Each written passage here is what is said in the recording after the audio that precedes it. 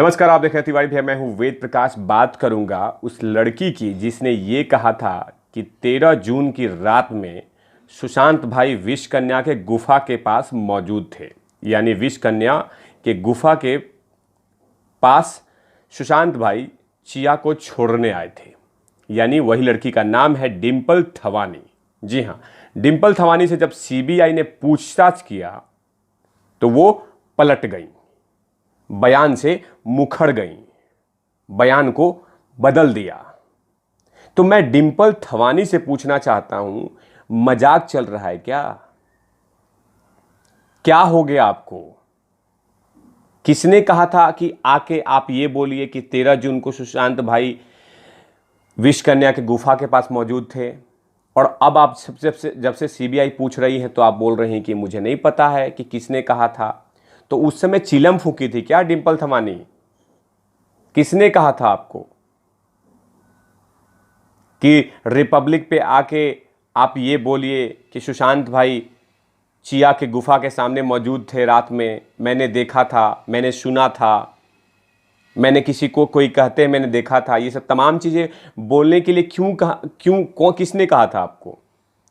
आपको पता है डिंपल थवानी जी कि ये केस कितना सेंसिटिव है और आपको मजाक लग रहा है। लेकिन याद रहे, ये कोई ना कोई इसके पीछे है जो डिंपल थवानी को हड़का रहा है, धमका रहा है, थ्रेट कर रहा है, ताकि ये सच नहीं बोले।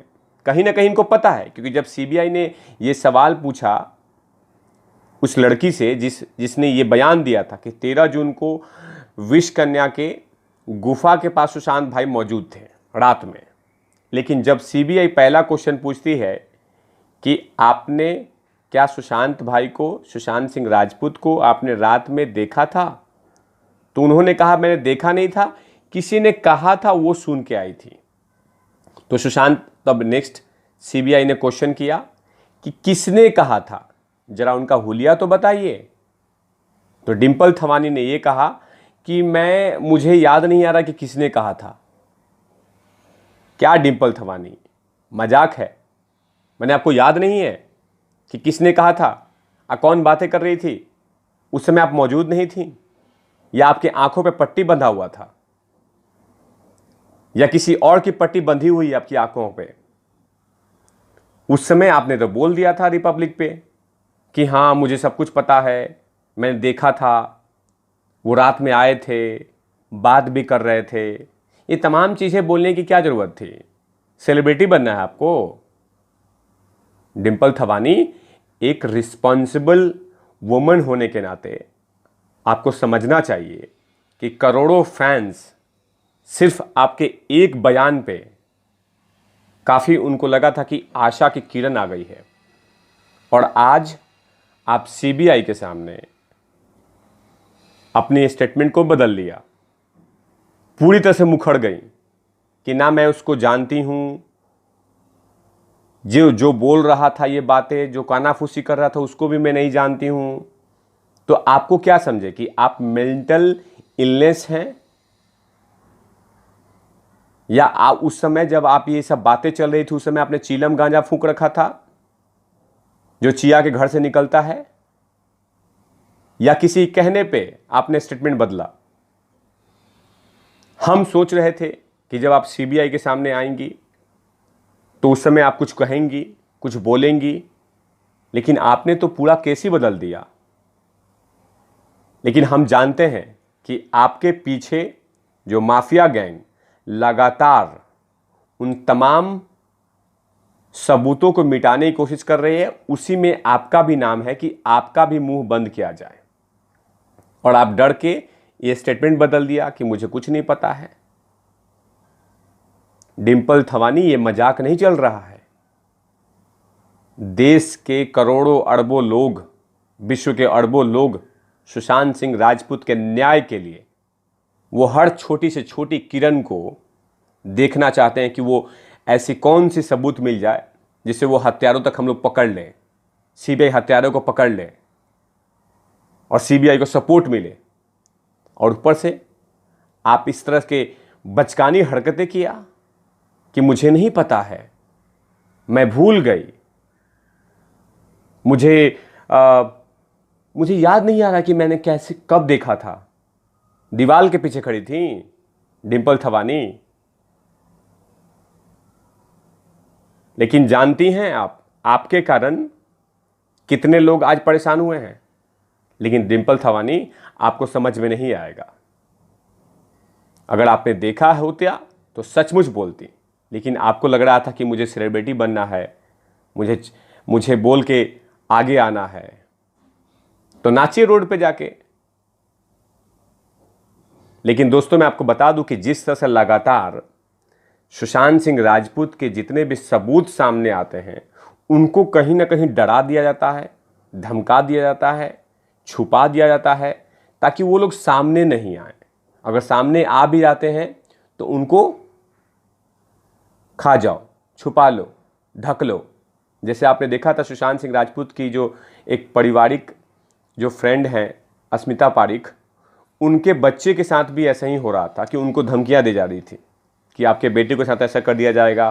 कितने सारे पत्रकारों के साथ भी ऐसा हुआ है। तो डिंपल थवानी के साथ अगर ऐसा कुछ हुआ है तो कहीं ना कहीं पता चल रहा है। लेकिन ऐसे भी नहीं होना चाहिए कि आप जानती हैं कि सुशांत सिंह राजपूत का केस कितना इंपॉर्टेंट है इस देश के लिए।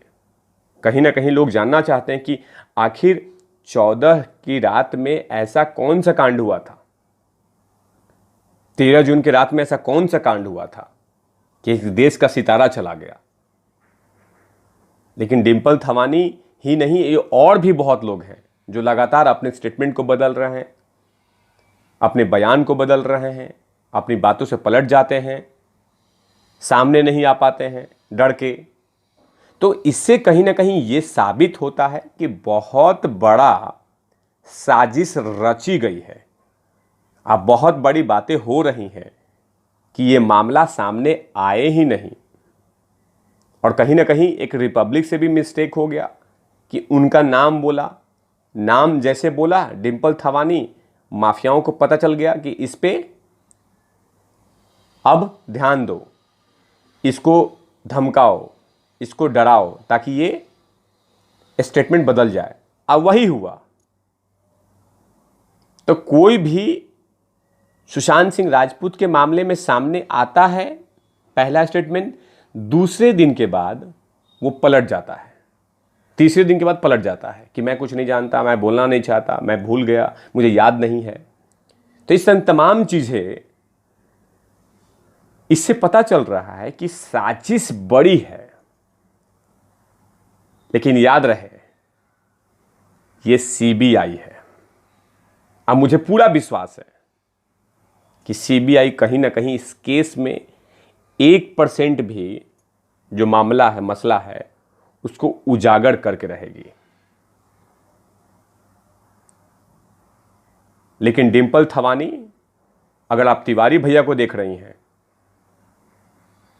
तो आपको मैं बता दूं कि आपने बहुत बड़ा मिस्टेक किया है, बहुत बड़ा गुनाह किया है कि पहले आप रिपब्लिक भारत पे आती हैं, स्टेटमेंट देती हैं, फिर पलट जाती हैं।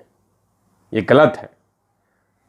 कितने करोड़ों फैंस के आशाएं एक बार सबसे ऊपर आ गई थी कि चलो डिंपल थवानी कुछ सच बोलेंगी, लेकिन डिंपल थवानी तो पलट गई। बिल्कुल गलत बात है। लेकिन हमें पता है कि आपके पीछे कौन बैठा हुआ है, हमें पता है कि इसके पीछे साजिश किसकी हो रही है।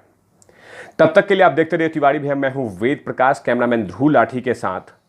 ओवर एंड आउट लवीस, लवीस ओवर एंड आउट।